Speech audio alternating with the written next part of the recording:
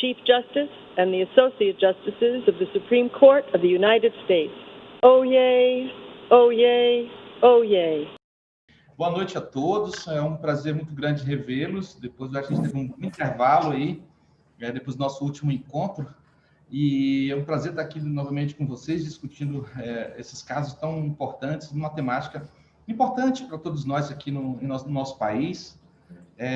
Eu acho que a gente tem muito a avançar sobre esse tema e tem muito a aprender com a Suprema Corte Americana. Como eu acho que já falei aqui, eu já não lembro onde foi que eu falei, embora o Supremo Tribunal Federal tem algumas decisões um pouco anteriores, importantes, sobretudo como a questão da união homoafetiva, foi primeiro que a Suprema Corte, mas a Suprema Corte ela tem uma reputação muito elevada, sobretudo no Ocidente, e suas decisões ela influenciam bem as jurisdições constitucionais. Então, embora a Suprema Corte tenha, como talvez a gente vai perceber isso com muita clareza hoje, cometido alguns erros, né? No caso Bowers e outros que a gente já viu aqui, mas a gente tem muito que aprender, não só com os acertos, mas com os erros da Suprema Corte, dos votos, das decisões, das divergências e das compreensões que a Suprema Corte é uma corte, a primeira corte, por assim dizer, do constitucionalismo moderno, uma corte importante, exerce um papel importante com uma alta reputação, e aí nosso objetivo sempre foi aqui aprender, discutir e tentar extrair o melhor do melhor ou do pior das decisões da Suprema Corte.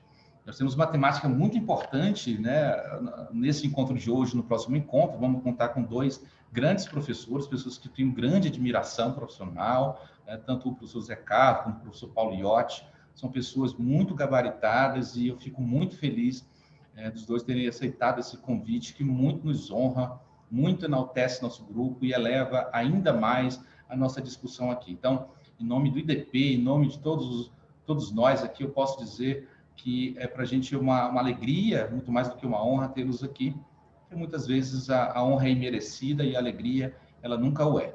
Então, para a gente vai ser talvez um momento de uma reflexão profunda sobre essa temática e acho que os dois terão muito a contribuir. Zé Carlos, como talvez alguns de vocês já conheçam, é um professor de Direito Constitucional, é assessor hoje do Supremo Tribunal Federal, não tive a oportunidade de conhecê-lo enquanto estive na corte, mas tive sempre as melhores referências como professor, como assessor e como pessoa, uma pessoa maravilhosa, todo mundo que o conhece fala muito bem, e para mim, eu ainda não tive a oportunidade de encontrá-lo, professor, mas passada essa pandemia, a gente vai marcar um café e poder encontrar e aí conversar outras coisas além do direito. Eu acho que a gente tem muito a aprender com você hoje. E como é uma questão de praxe, a gente vai sempre falar um pouquinho sobre o currículo. O currículo do Zé Carvalho é imenso, gente. Então, assim, tem até coisa que eu não sei se quer pronunciar. Vou me arriscar e vou pedir ajuda, inclusive, do autor, porque às vezes a interpretação autêntica é bem melhor. Então, o Zé Carvalho é pós-doutor, né, pelo Programa de Direitos Sociais da Universidade de Salamanca, é doutor em Direito Público por uma universidade francesa que eu não sei pronunciar, eu vou pedir a sua ajuda. É a Aix-Marseille Université. Aix-Marseille Université, né, com reconhecimento pela Universidade de São Paulo, mestre em Direito Constitucional, autor dos livros Repercussão Geral, Balanço e Perspectiva e Teoria e Prática do Ativismo Judicial na França e no Brasil. Eu acho que eu consegui traduzir. Está em francês, né? Mas eu consegui aqui me arriscar em traduzir. Além de vários textos científicos nas áreas de Direito Constitucional, Direito Processual Civil. Professor de Processo Constitucional, Direito e Cinema na Escola de Direito de Brasília, líder do grupo de pesquisa RH Homens. Eu espero que seus companheiros do grupo estejam aqui, os alunos, todos eles possam estar aqui. E assessor de ministro do Supremo Tribunal Federal, é assessor de um dos mais importantes, um dos grandes nomes na corte, que é o assessor que é o ministro Gilmar Mendes, que é um dos grandes ministros da história do Supremo Tribunal Federal. Zé Carvalho, meu amigo, fique super à vontade. Eu acho que o Beck já colocou para você, eu já falei que aqui é um grupo em que a gente deixa sempre os expositores, né? A gente sempre chama assim, um expositor mais à vontade possível. A gente já teve os mais variados métodos e metodologias de apresentação, tá bom? Então, fique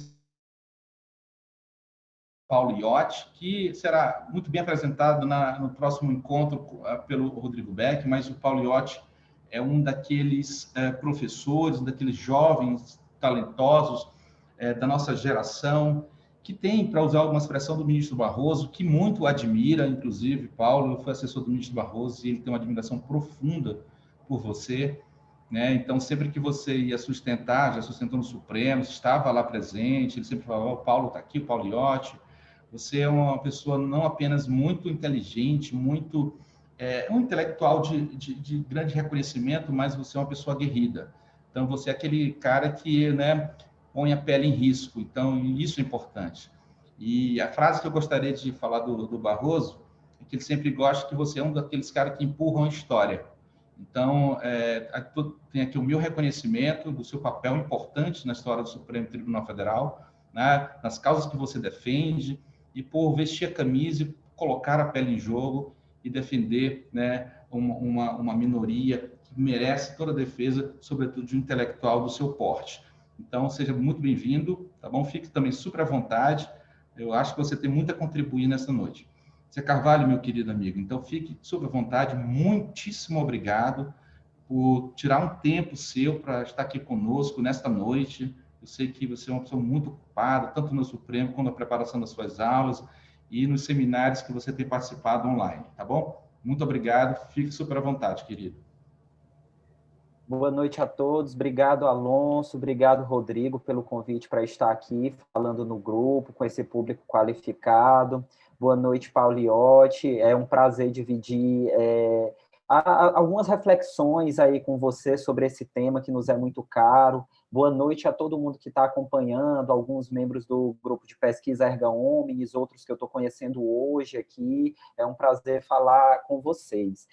Alonso, você não precisava nem me dizer para ficar à vontade, que eu estou muito à vontade. Eu estou me sentindo em casa, porque eu estou literalmente em casa, porque eu estou falando com o público do IDP, que é onde eu dou aula, com pessoas que eu conheço, com professores que eu gosto, que eu admiro, e sobre um tema que eu adoro falar. Então, eu estou me sentindo muito confortável para falar sobre esse tema. Antes de iniciar as minhas reflexões, eu queria só felicitar vocês pela condução desse grupo. Eu acho que é um grupo bastante importante para conhecer, para amadurecer os conhecimentos, aprofundar em termos de jurisdição constitucional, porque, embora a gente esteja em um contexto de jurisdição brasileira, a jurisdição constitucional lá dos Estados Unidos, ela é paradigmática para todo o mundo.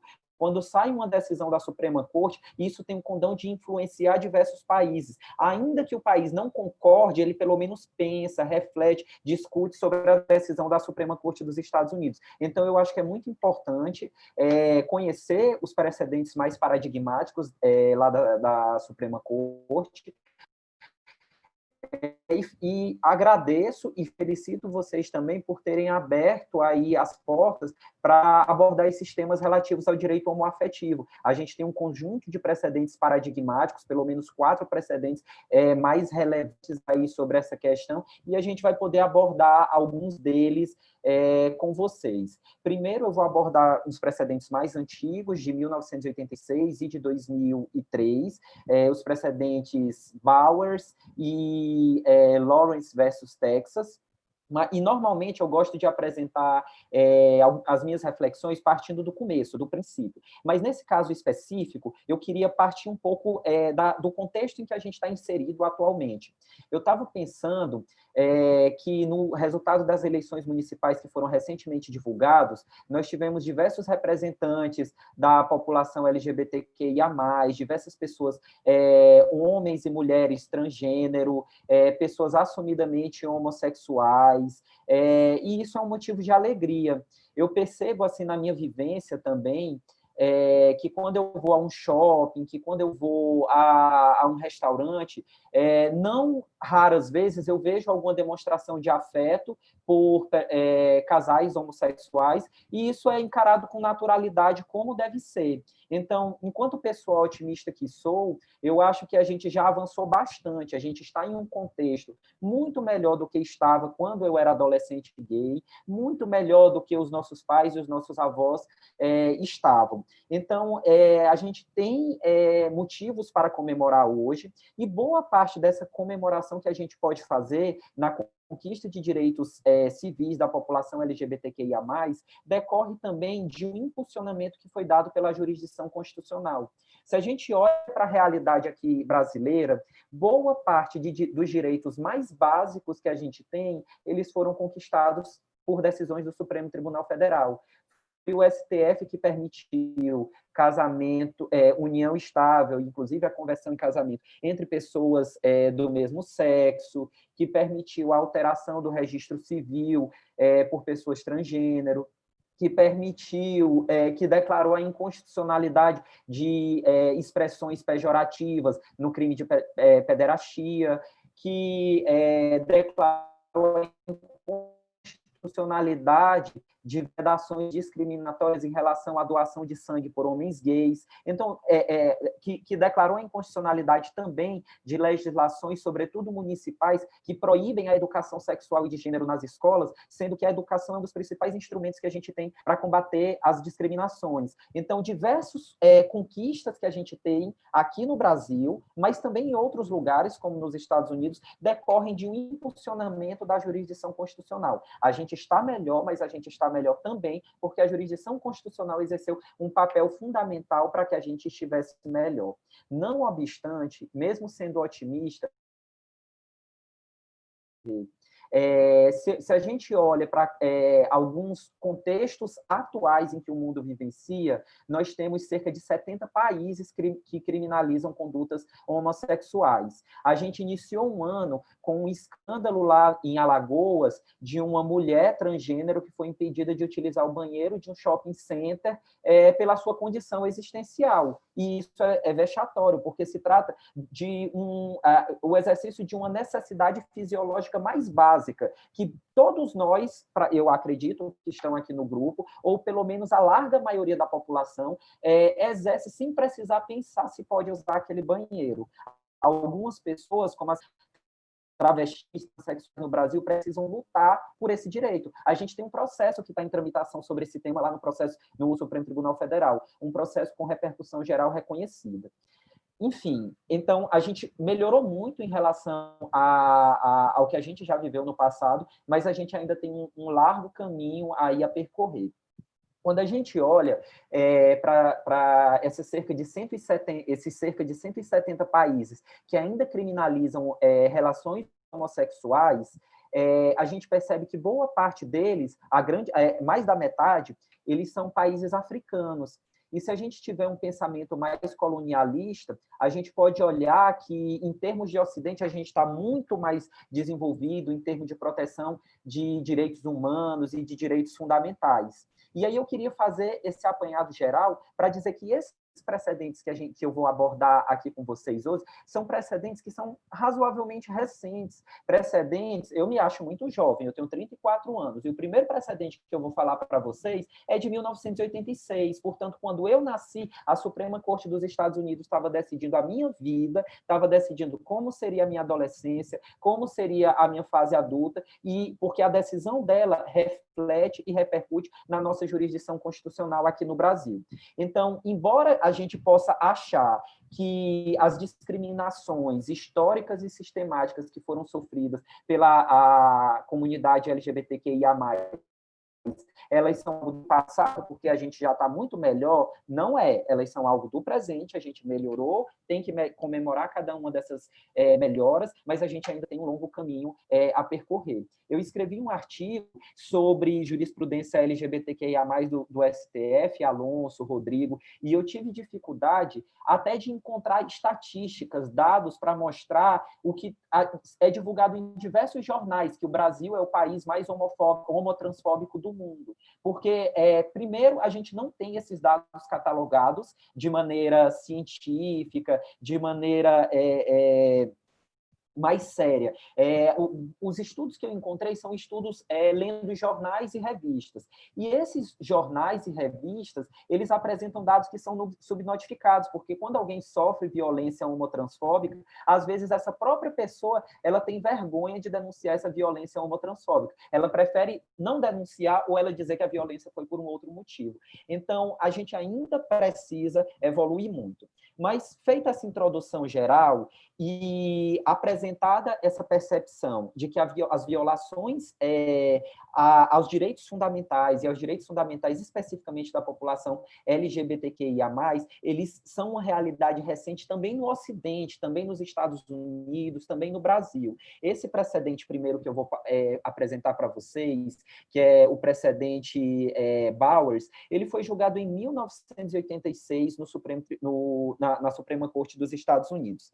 E, basicamente, qual era a discussão no caso? Era a constitucionalidade de uma legislação que criminalizava, legislação da Geórgia, que criminalizava com punição de até 20 anos, portanto, uma punição bastante severa, práticas sexuais orais e anais. Então, a lei, em tese, não fazia distinção se essa prática sexual seria realizada por casais heterossexuais ou por casais homossexuais. Mas aí uma primeira observação que eu queria fazer em relação a esse tipo é que, em alguns casos, mesmo quando a lei não faz a discriminação de maneira ostensiva, ela existe na lei. Então, embora essa lei coibisse essas práticas sexuais em razão da moralidade mais forte ainda existente à época, ela proibia para casais hétero e homo, mas eram os casais homossexuais que sofriam as consequências da lei. Primeiro, porque quando se proíbe sexo oral e sexo anal, praticamente se inviabiliza as relações sexuais homossexuais. E, além disso, quando há uma incidência nessa norma, normalmente a persecução penal é em relação a casais homossexuais. A gente não tem uma persecução penal frequente em relação aos casais heterossexuais. Ou seja, no momento da aplicação da norma, essa norma, mesmo não fazendo a distinção entre casais homo e heterossexuais, ela já legitima, ela institucionaliza, legitima legalmente uma discriminação em relação aos homossexuais. Então, essa é uma primeira percepção. E aí, o que aconteceu nesse caso específico? Deixa eu só um minuto. Nesse caso do Bowers versus o Hardwick, basicamente, Hardwick era um bartender homossexual lá nos Estados Unidos e ele acabou tendo a sua casa invadida em um mandato de prisão por uma outra circunstância, porque ele estava devendo uma multa, porque tinha bebido em ambiente público. Só que aí, quando o policial foi lá na casa dele, pegou ele com um outro rapaz em ato sexual. E, diante disso, foi que surgiu o processamento. Então, teve a invasão da intimidade possível que a gente pode ter e um contexto de mais intimidade ainda, que é a realização de um ato sexual dentro de casa. E aí o processamento do Hardwick foi nesse contexto. E ele foi processado, ele foi condenado, depois essa decisão foi revertida no tribunal e em seguida, a questão chegou até a Suprema Corte dos Estados Unidos.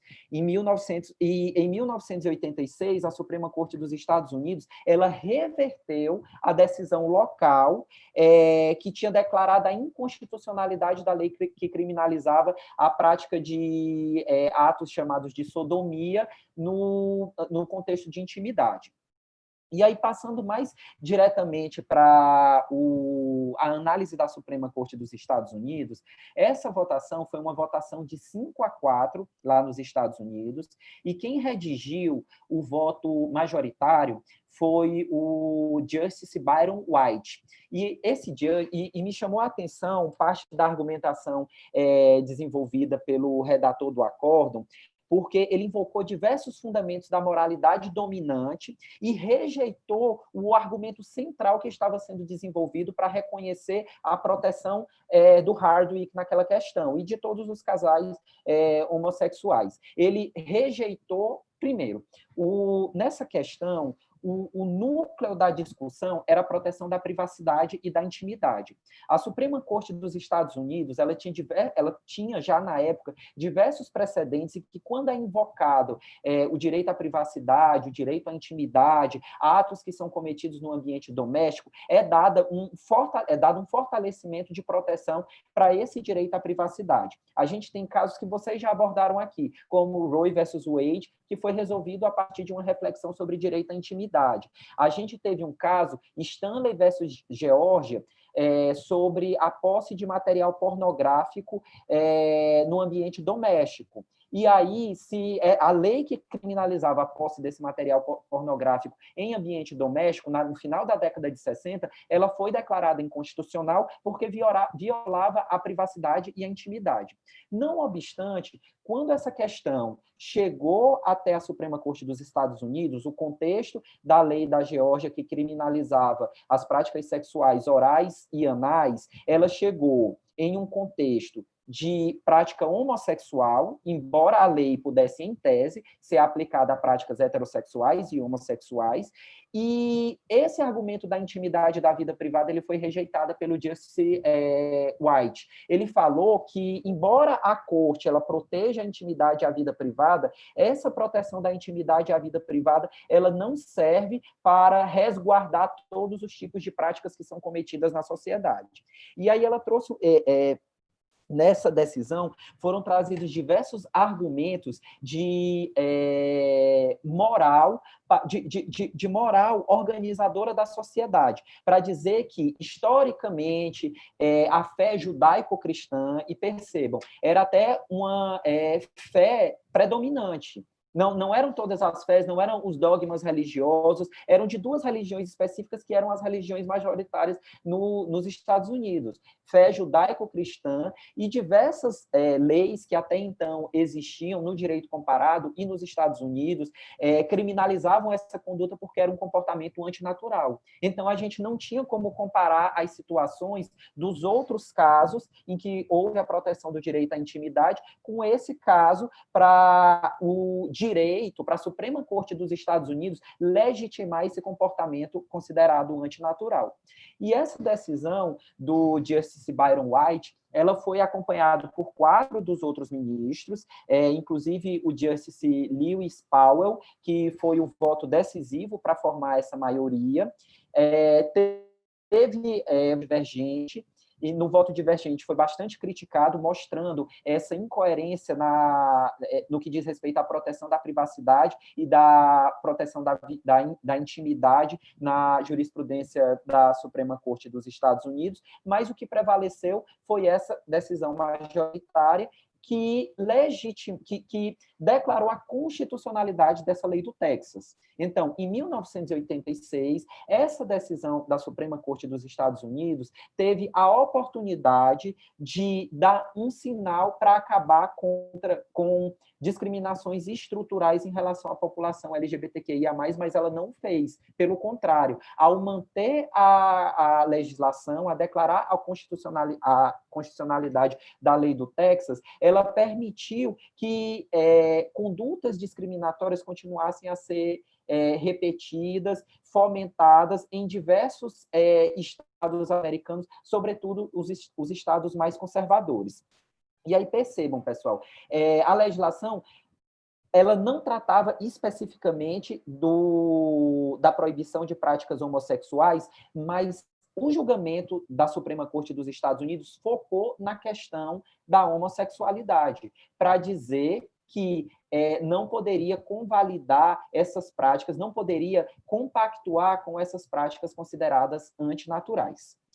E essa decisão de 1986, percebam, portanto, há 34 anos, uma decisão recente da Suprema Corte dos Estados Unidos. E como a gente começou a falar no início das nossas aulas, uma decisão da Suprema Corte dos Estados Unidos tem o condão de influenciar diversas outras Suprema Cortes, tem o condão de influenciar diversas outras organizações,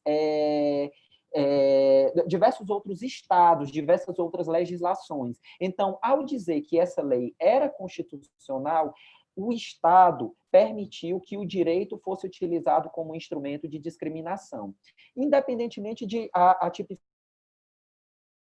ou heterossexuais. O Wallace Corbo, que participa do grupo de vocês, quando ele tratou de racismo estrutural com a gente lá no grupo de pesquisa Erga Omnes, a gente fez uma ponderação sobre alguns tipos penais desenvolvidos aqui no Brasil que reforçam preconceitos estruturais, para utilizar um conceito desenvolvido aí por Silvio Almeida.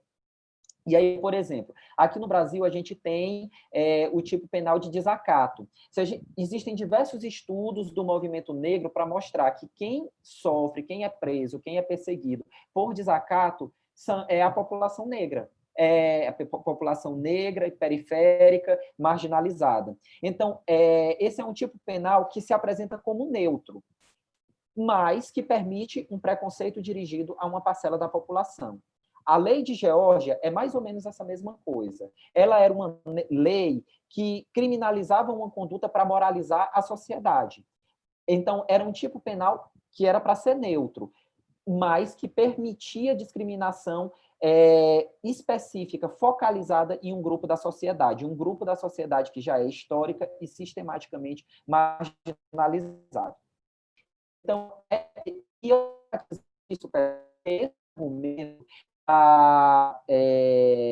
da distinção quanto aos grupos sociais, ele vai voltar no segundo precedente que eu vou trazer para vocês, e ele vai, inclusive, servir para uma votação diferenciada de uma das juízas, que é a Sandra O'Connor. Eu vou desenvolver um pouco para falar para vocês. Mas o foco da questão, por enquanto, é que a Suprema Corte dos Estados Unidos, em 1986, declarou a constitucionalidade de uma legislação criminal que institucionalizava uma discriminação estrutural em relação à população LGBTQIA+. E aí, o que aconteceu? Houve uma mudança no mundo, sobretudo na Europa, porque legislações que até então criminalizavam condutas homossexuais começaram a ser superadas, a gente teve precedente da Corte Europeia de Direitos Humanos, a gente começou a ter uma influência externa lá em relação aos Estados Unidos, e a gente começou a ter uma influência interna também de alguns estados mais progressistas lá nos Estados Unidos, como Califórnia, como Nova York, que começaram a revogar essas legislações discriminatórias. Não obstante, existem estados que são muito conservadores, como tradicionalmente conservadores, como é o caso do estado do Texas. E aí o Texas, ele estabeleceu uma legislação criminalizando especificamente as condutas homossexuais. E essa criminalização específica de condutas homossexuais, ela era, até então, legítima sob a égide do caso Bowers versus Hardwick.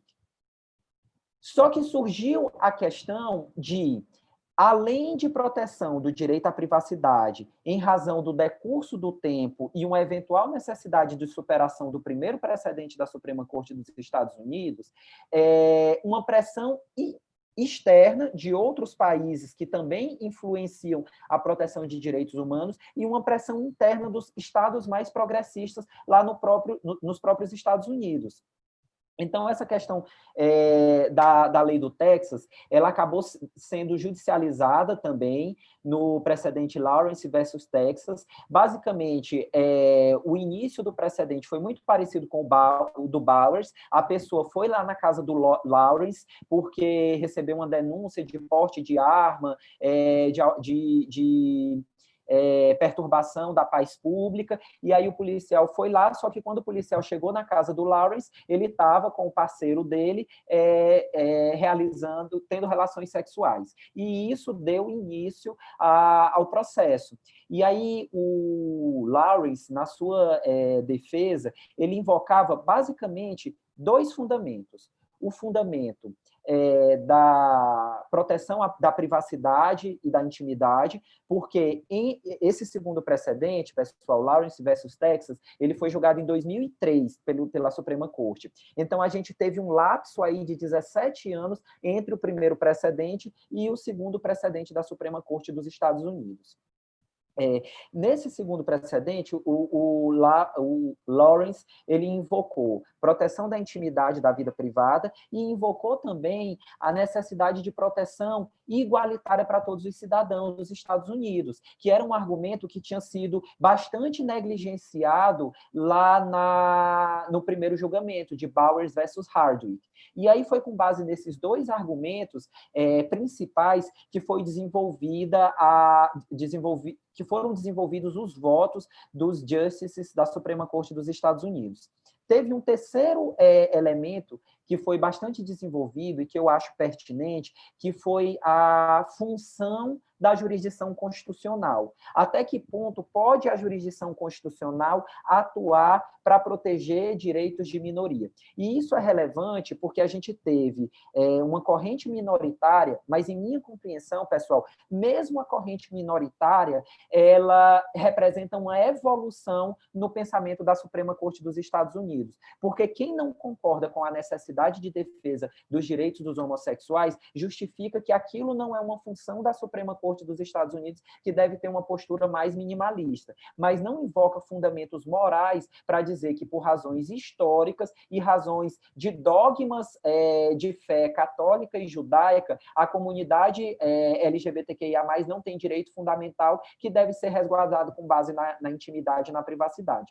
Então, eu acho que esse segundo precedente é uma evolução em todos os aspectos em relação ao primeiro, tanto no que diz respeito aos fundamentos vencidos, quanto aos fundamentos vencedores. Vamos começar primeiro. Em 2003, já fazia parte da Suprema Corte dos Estados Unidos um justice chamado Anthony Scalia, que é um justice bastante resistente ao intervencionismo judicial, na pauta legislativa, no controle de constitucionalidade de omissões inconstitucionais. Então, ele tem uma conduta bastante autocontida nas suas decisões. E aí foi ele, basicamente, que desenvolveu esse argumento de que, naquela situação específica, havia uma norma que tinha sido, que decorria de decisão majoritária dos representantes do povo, do parlamento eleito, e que a jurisdição constitucional ela não deveria intervir na guerra cultural que existia entre maioria e minoria. Na minha opinião, é um argumento melhor do que dizer que direito fundamental de homossexual não é resguardado com base na privacidade. Mas, ainda assim, é um argumento problemático. Hoje, a gente tem diversos doutrinadores, tem um que eu gosto muito, passo para os alunos do grupo de pesquisa, que é o Richard Fallon, que fala que a jurisdição constitucional é uma dos instrumentos democráticos mais fortes que a gente tem para proteger os direitos de minoria. A gente não pode deixar os direitos de minoria à margem aí do debate democrático, porque a gente vive um contexto de democracia constitucional e não apenas de democracia eleitoral.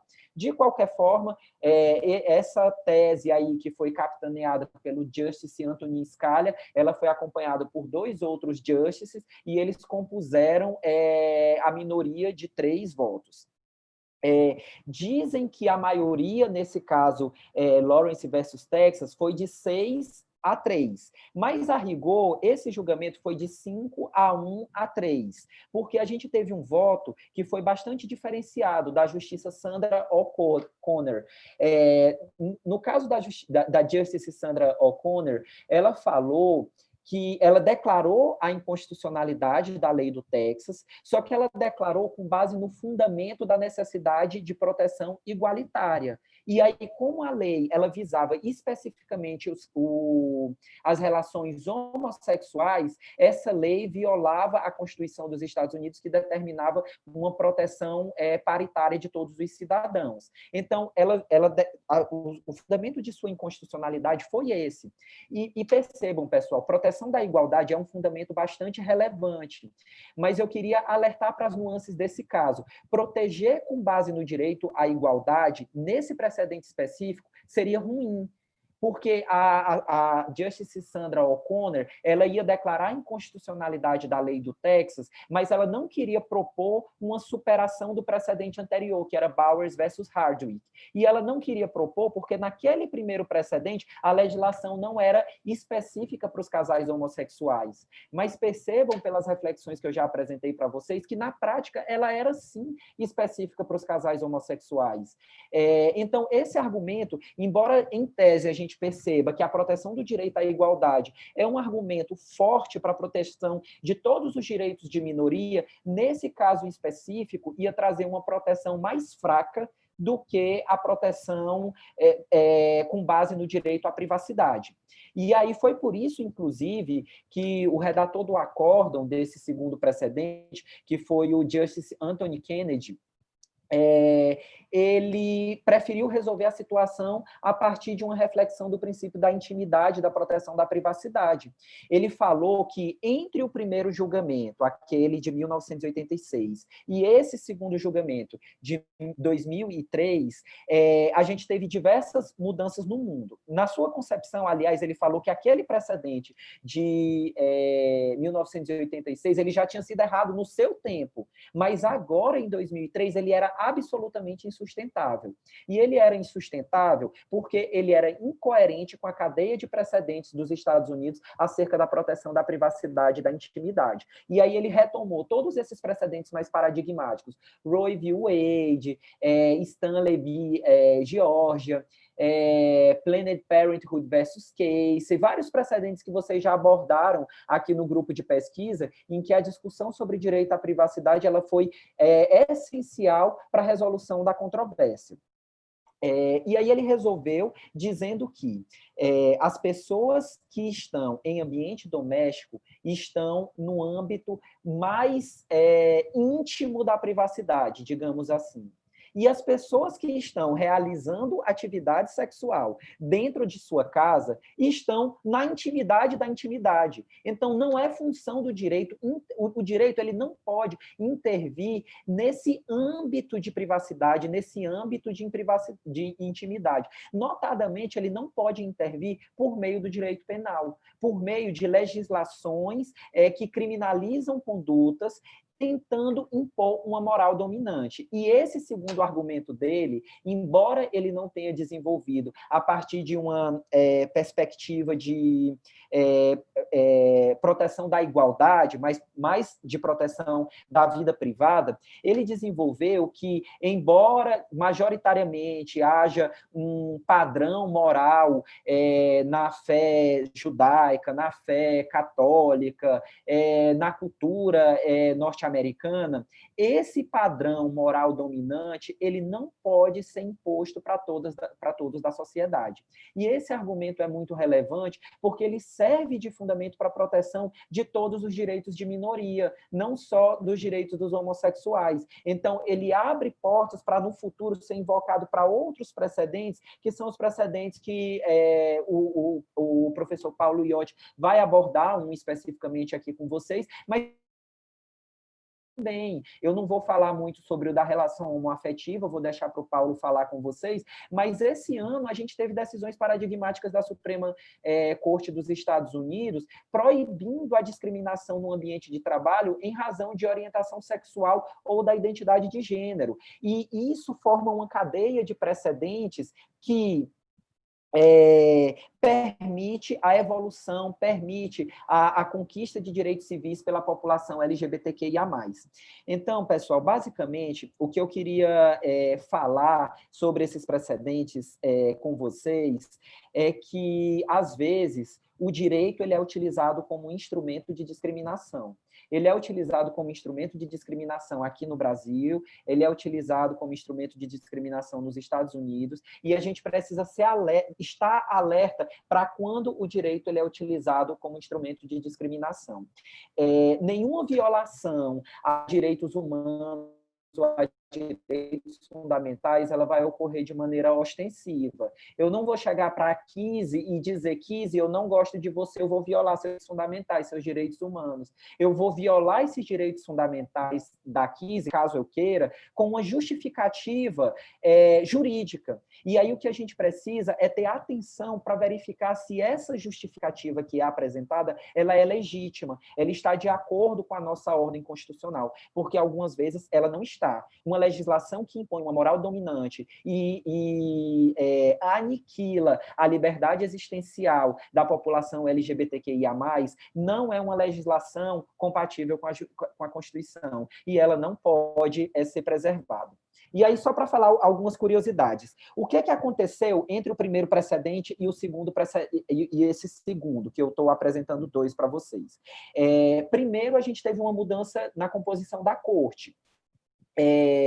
O relator lá do primeiro caso, do caso Bowers, que era o juiz Byron White, posteriormente, ele foi substituído pela ministra Ruth Ginsburg, que quem é meu aluno sabe que é uma ministra, agora falecida, saudosa já, uma ministra que eu adoro e super progressista e atuante na luta da proteção de direitos humanos e fundamentais, porque ela própria sofreu discriminações no que diz respeito à discriminação de gênero. E quando a gente sente discriminação na pele, a gente tem uma tendência a ser muito mais altruísta e ser muito mais compreensivo em relação aos grupos vulneráveis que estão sofrendo discriminações sistemáticas. Então, eu acho que a ida da ministra Ginsburg para a corte com uma pauta absolutamente progressista foi decisivo.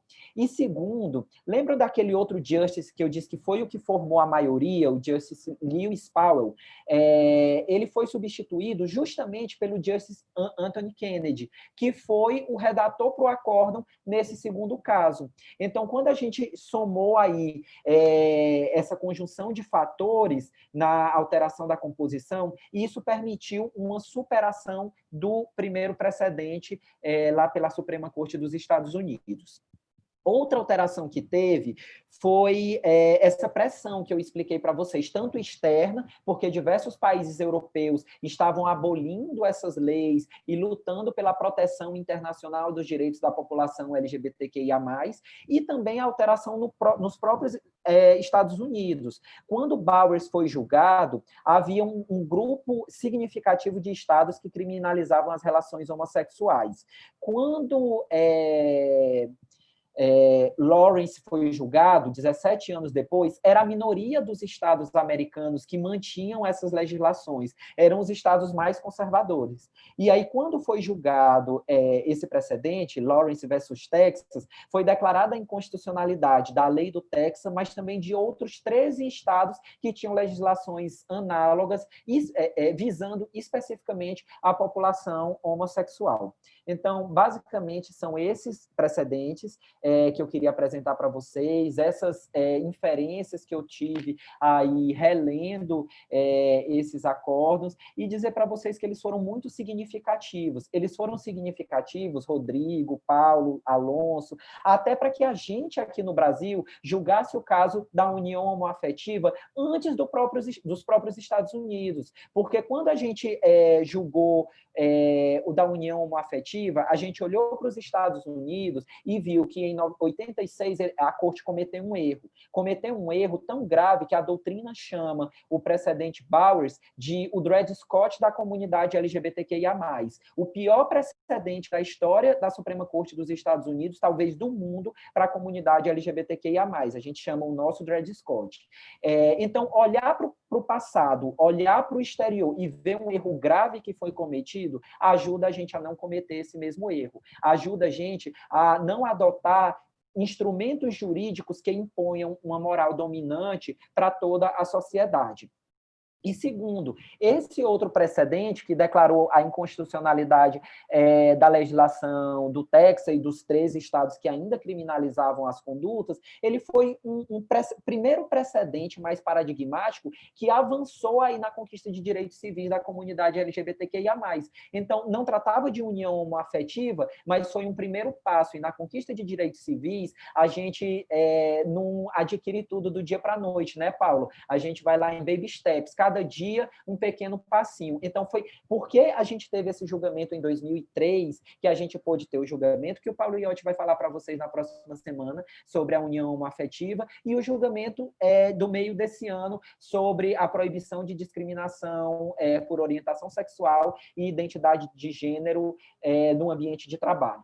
Só uma última coisa que eu esqueci de falar, gente, mas eu acho que todos vocês sabem, até pela nos Estados Unidos, o federalismo é um pouco diferente do nosso. Os entes descentralizados, eles são muito mais fortes e eles podem, por exemplo, legislar sobre questões penais de maneira diferenciada, algo que aqui no Brasil a gente não pode. Direito penal é legislado pela União.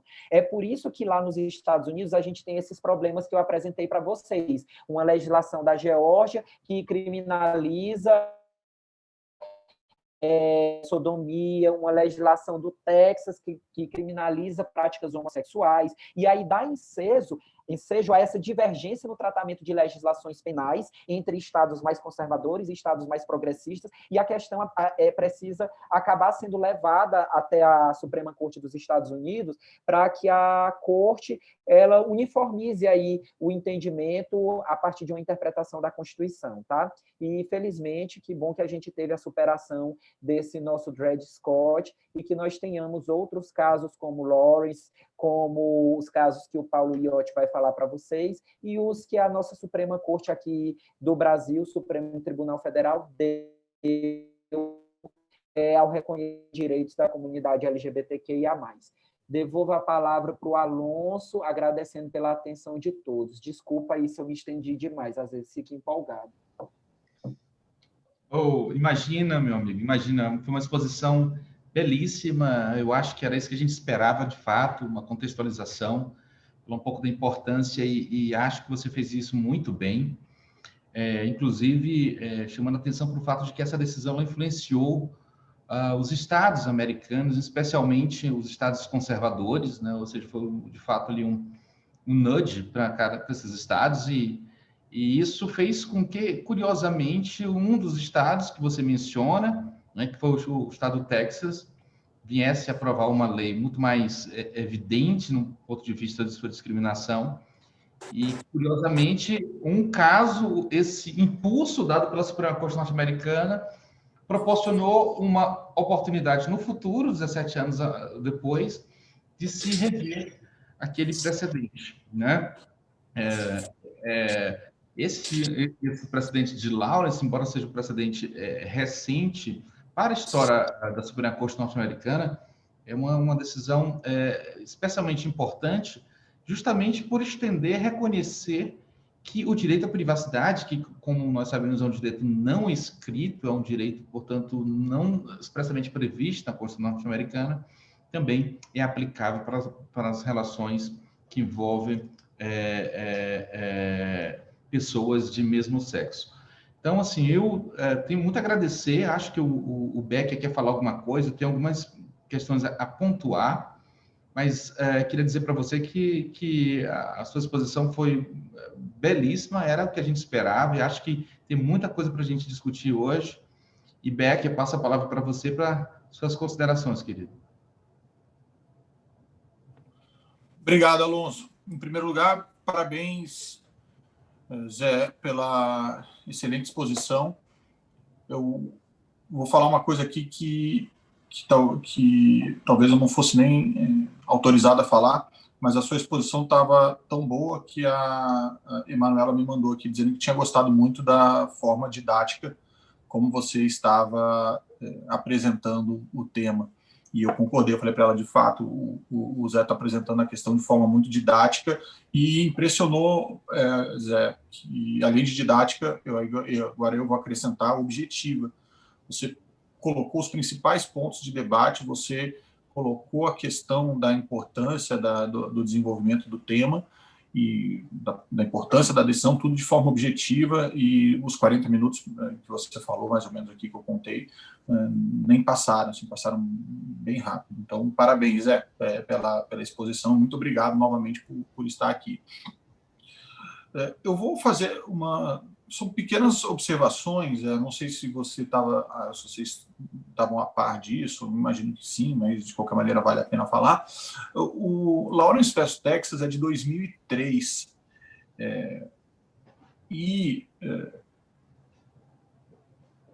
Em 2003, quando ele foi julgado, existiam 15 leis nos Estados Unidos, nos estados, né, como você falou, eram estados.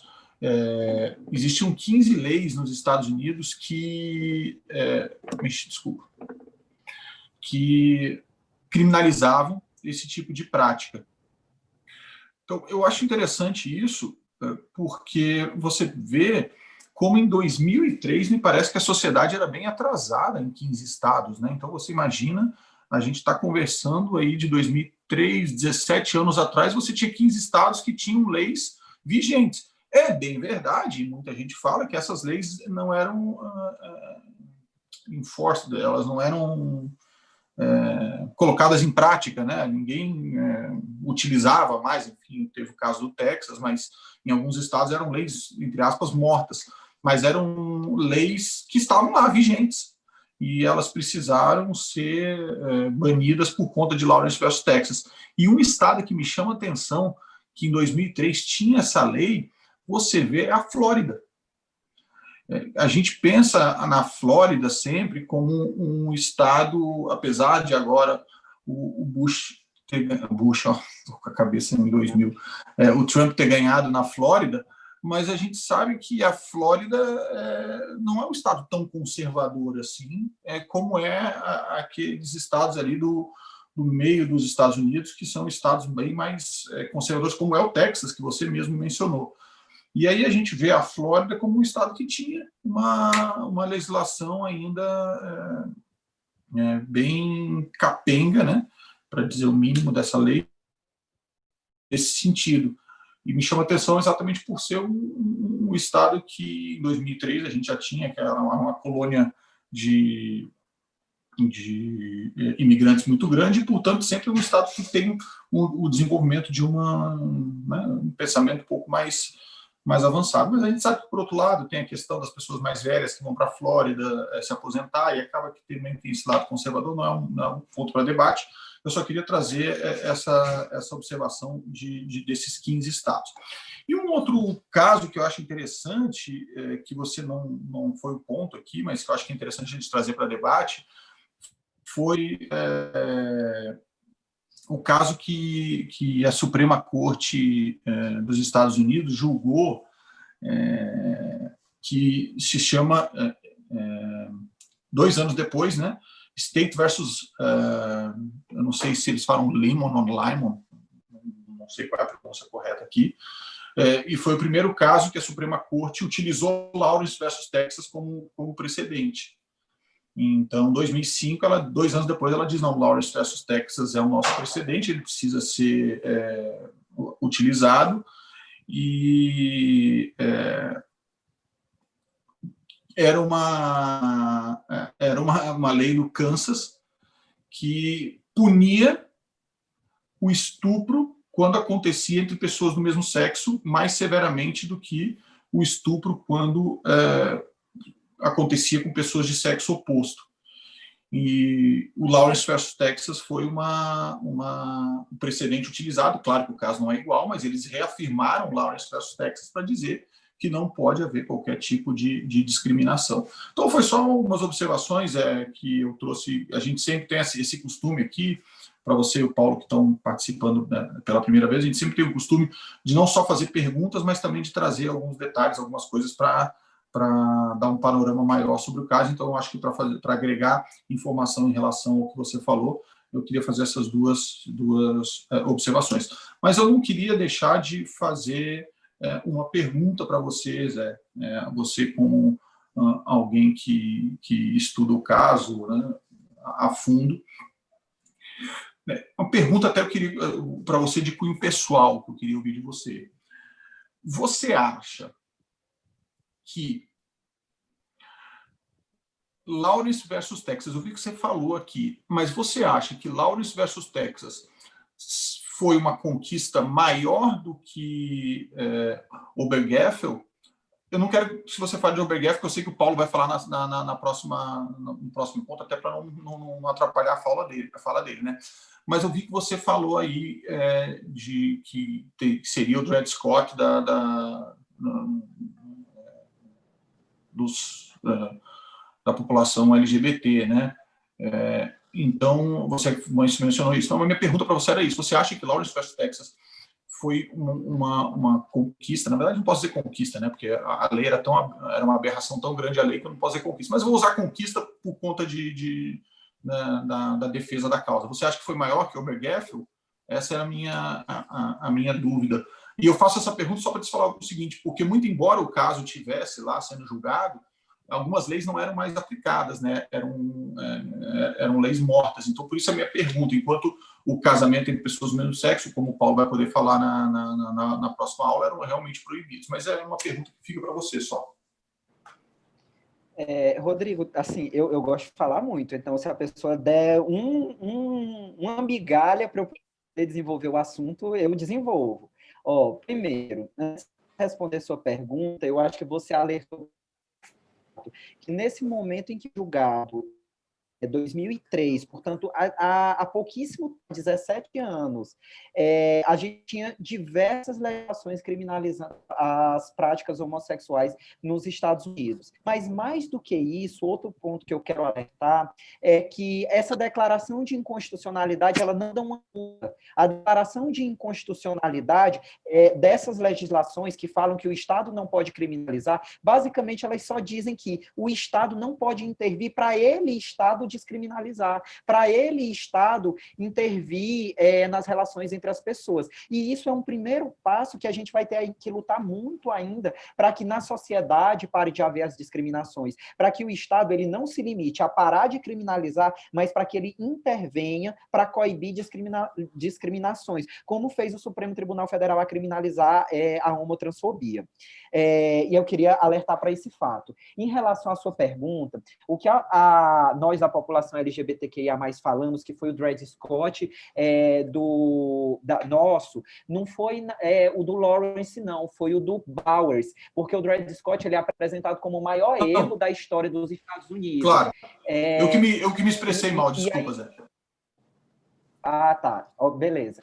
E aí, esse caso do Bowers, como ele falou que direito à privacidade não resguarda práticas homossexuais porque são antinaturais, porque o direito ele não deve negligenciar a moral dominante que existe na sociedade, a história cultural de cada país. Então, a gente considera que esse precedente ele legitimou diversas discriminações e ele é o maior erro da Suprema Corte do julgamento, da Suprema Corte dos Estados Unidos, talvez do mundo inteiro, no que diz respeito a gente gay.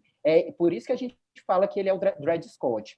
Com relação ao fato de Lawrence ser mais importante do que Obergefell, eu não diria que é mais importante, mas Obergefell só pode ser julgado porque Lawrence veio antes. É o que eu falei dos baby steps de a gente ir avançando. Depois que a gente fala Estado, você aí a gente vem dar recados que são mais promotores da igualdade em sentido substancial. Para dizer, Estado, além de não poder criminalizar, você tem que reconhecer como uma união legítima. E essas pessoas, elas têm que usufruir dos mesmos direitos, direitos previdenciários, direitos sucessórios, não tem sentido discriminar esse grupo específico.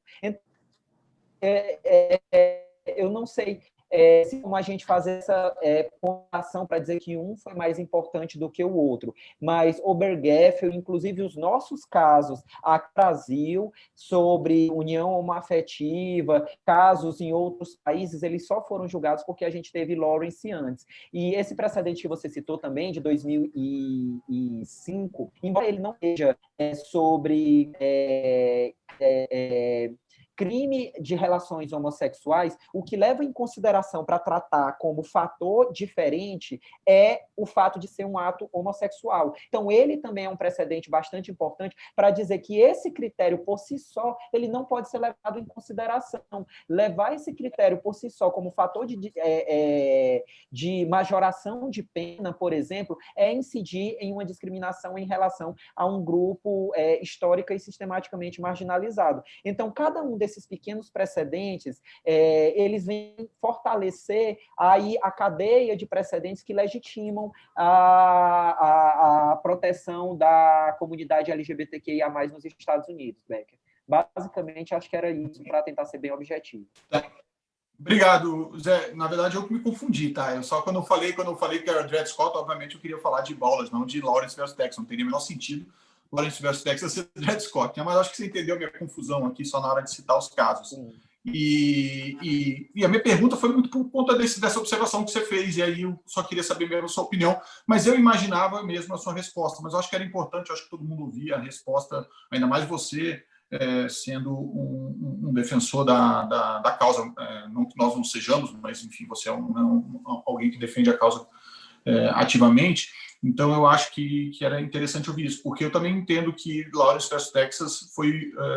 não sei se foi o início ou se já é um passo seguinte, né?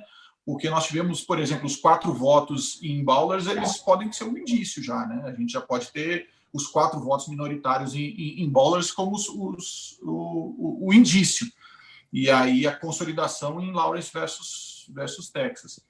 E até uma história, não sei se você sabe, você citou aí, que a Sandra Day O'Connor, que foi a juíza que mudou de opinião, né? Porque ela mudou de opinião em Bowles para depois julgar Lawrence versus Texas de modo contrário, como você mesmo falou aí, e ela tem um livro dela que se menciona exatamente o conflito ideológico que ela ficou nesses 86, 90, 13, quanto tempo a gente tem aí? 17 anos, né? Entre 86 e 2003, o conflito ideológico que ela ficou entre esses anos, porque ela nunca soube ao certo, ela disse isso, se ela tinha decidido corretamente em 86.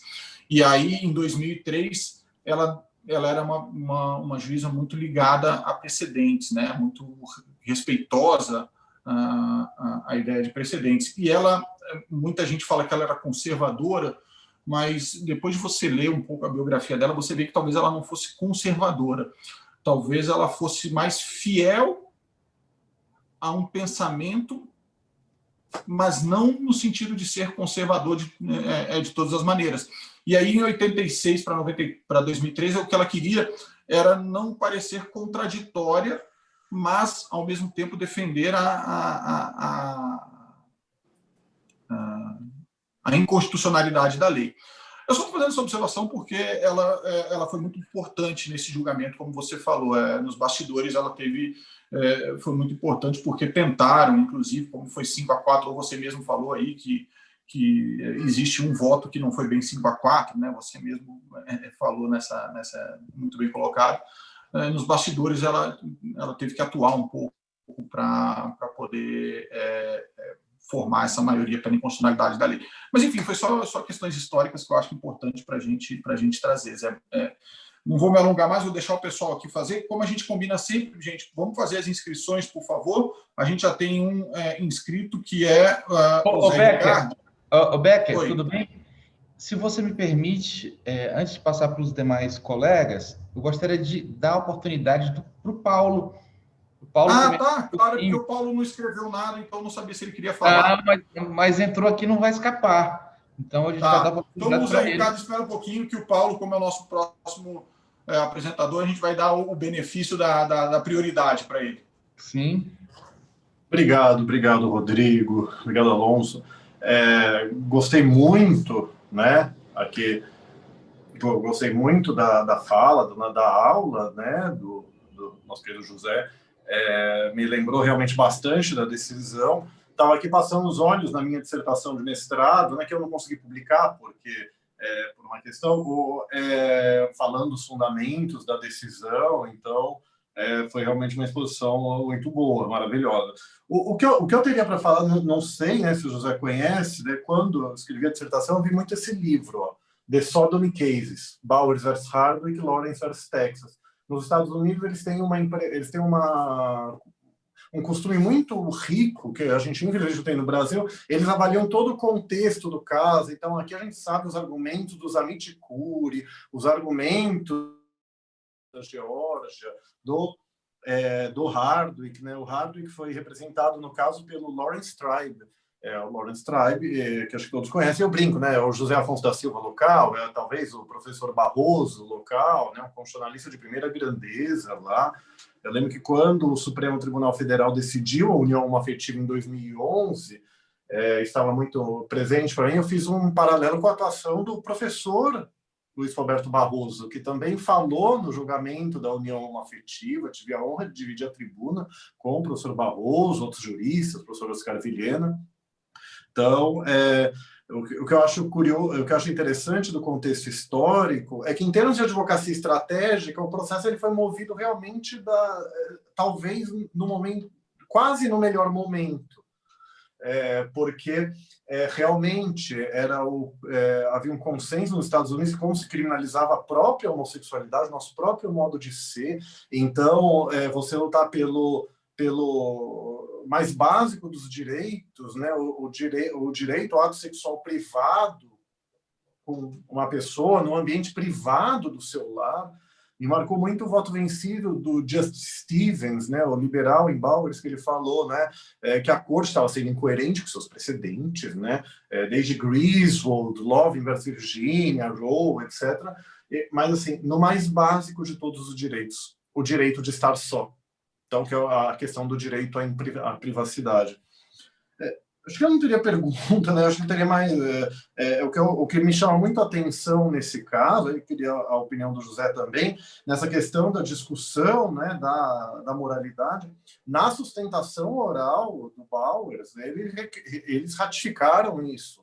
O Justice Burger convenceu o Justice Powell a mudar o voto dele com base em argumentações absurdas, né, falando que a homossexualidade seria uma preferência e não algo que a pessoa não poderia mudar, porque o Powell, que disse, depois se arrependeu desse voto, quando ele se aposentou, ele queria declarar a inconstitucionalidade da lei porque ela traria um tratamento cruel e degradante, você prender alguém por um ato sexual privado na sua casa por 20 anos.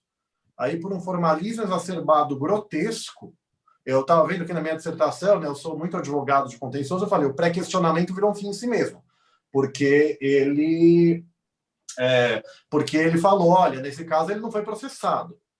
Então, se ele tivesse sido processado e condenado, aí eu faria, talvez, alguma coisa.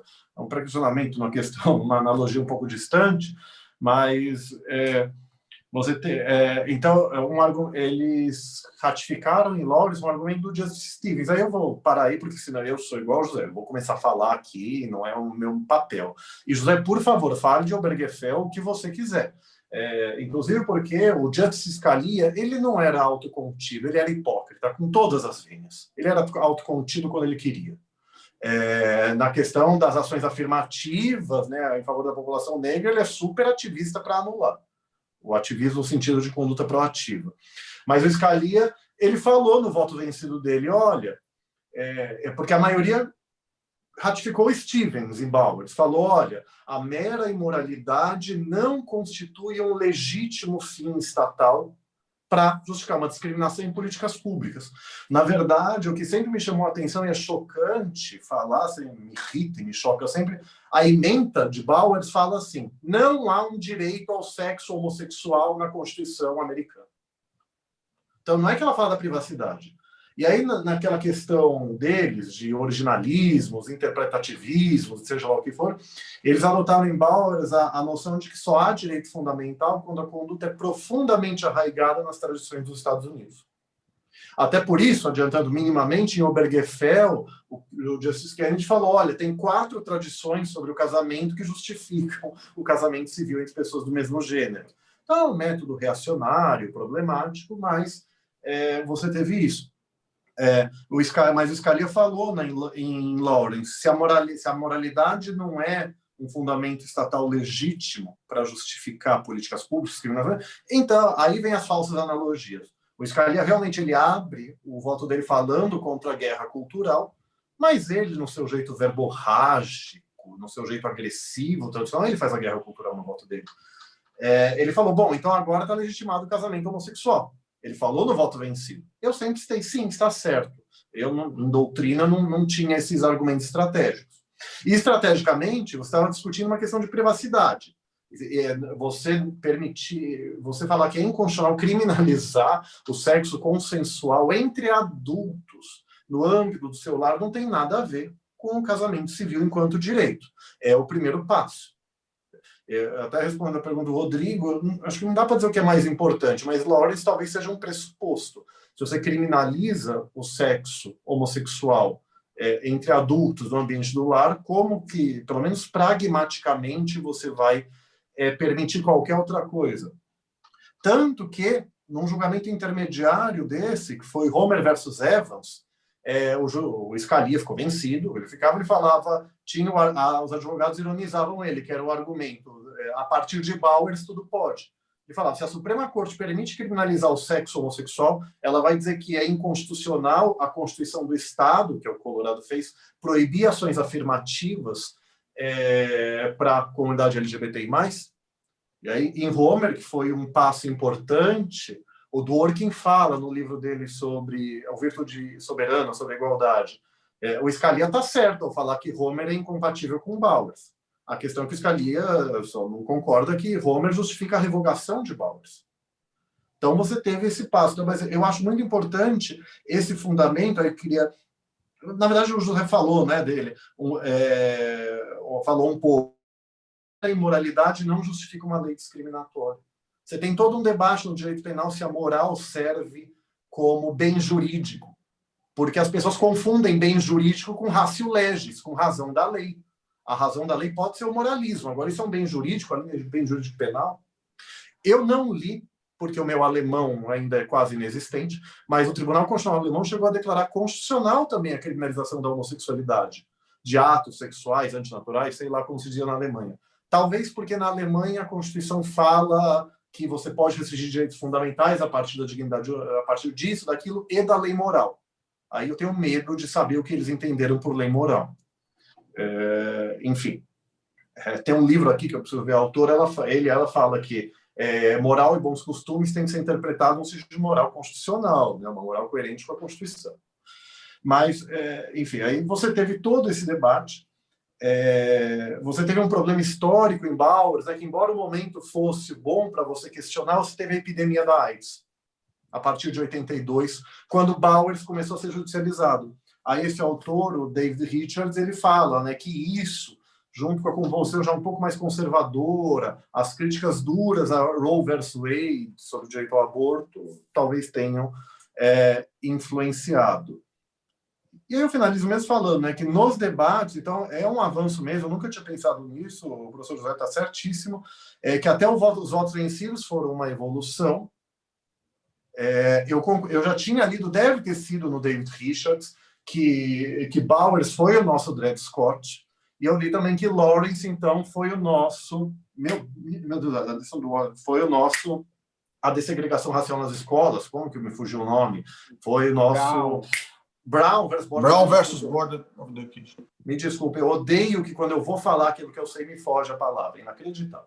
Então, porque foi uma libertação. Em Dred Scott, a Suprema Corte falou que os pais fundadores da Constituição Americana não queriam que negros fossem cidadãos. Então, como homens inteligentes e coerentes, está escrito em Dred Scott, eles não atribuiriam cidadania ao homem negro. E em Bowers se falou que a mera homossexualidade, o sexo homossexual, seria inconstitucional. Como que um homossexual vai viver? É mais ou menos o argumento da doação de sangue. O Brasil proíbe só nos últimos 12 meses. Que bom, quem fica em celibato sexual por 12 meses para doar sangue?